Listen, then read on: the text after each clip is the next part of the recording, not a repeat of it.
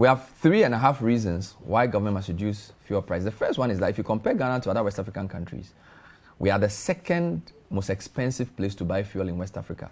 Now, this is actually the list of countries in West Africa. Senegal sells fuel at, this is last week prices, $1.1 per liter, 1.146. Ours is 1.142, 6 of one, half a dozen of the other. So in West Africa, we're among the top 2, all right?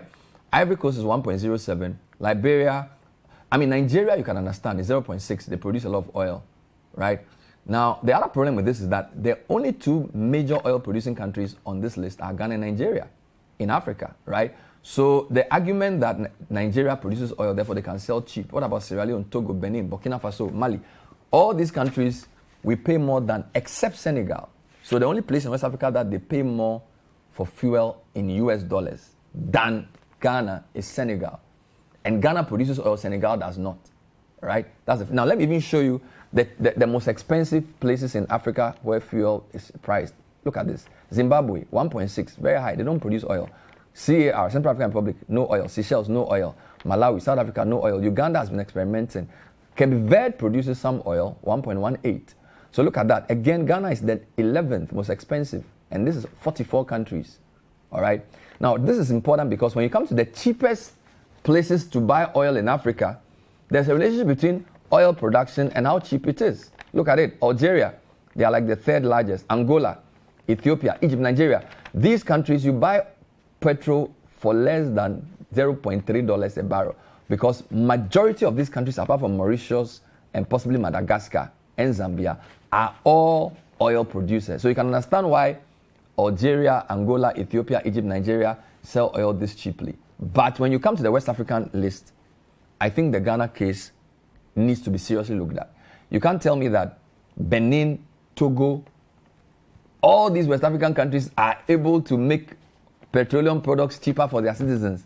And Ghana, if you go to the list of top African oil producing countries, number 1, Libya, number 2, Nigeria, number 3, Angola, number 4, Algeria. This is the top African oil producers. Libya, Nigeria, Angola, Algeria, Nigeria, Egypt, Congo. Ghana is in the top 10. Before Congo, Equatorial Guinea, Chad, in that order, right? So if you look at this, clearly, Ghana cannot say that our factors domestically are worse than all these countries in West Africa. All right, and look at that. Our oil price per liter of 6.99, when we sum up to 7, is higher than the African average by over $1. Yes, the global average is 9 cedis. But if you take Ghana cedis, almost 7 cedis for a liter of fuel, higher than the African average. And this African average has places like Nigeria with 0.6, Algeria and all these places. So clearly, we are paying more than the average African. That doesn't make sense. The other issue is that petroleum prices, we've proved that the tax buildup is the issue. I'm going to show you a chart Joe Jackson discussed with me 2 weeks ago with Toma Imi here. We already pay too much consumption taxes. Again, compare Ghana's taxes with the African average. Our taxes are inordinately indirect taxes, right? Our income tax average is lower than other African countries. Ours is 27%, Africa is 31%. But look at consumer taxes. This includes the petroleum taxes and other taxes on expenditure. Go back. Look at it. Consumer taxes, yes. Ghana is 35% of our tax buildup, whereas the African average is 25. So we have a 10% point. It means, what does this mean? It's just going to push inflation up. Essentially, consumer taxes, an indirect form of taxation, are too high in comparison to the African average. We need to do better with income taxes. I agree.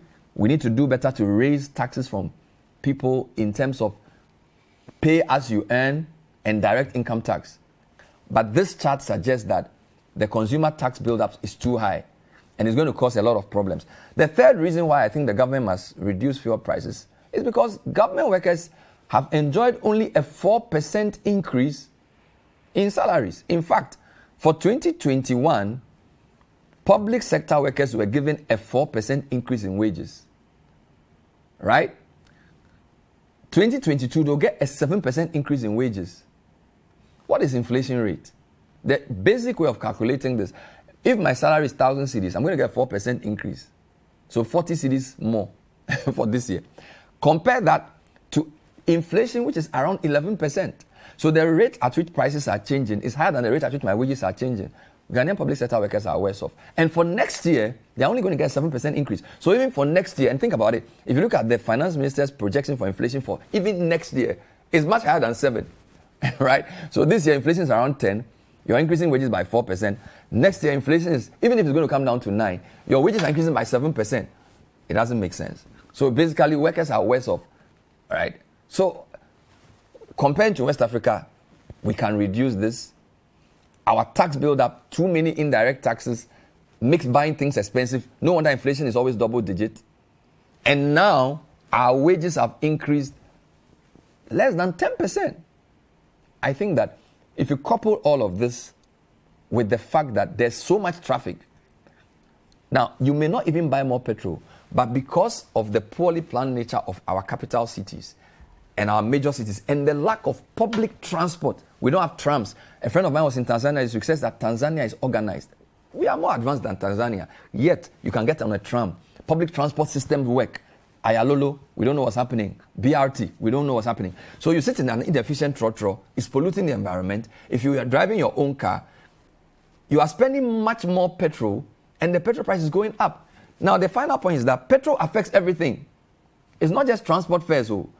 Petrol affects food, it affects medicine, it affects building materials, because once you have to move goods, the price of petrol is going to affect it.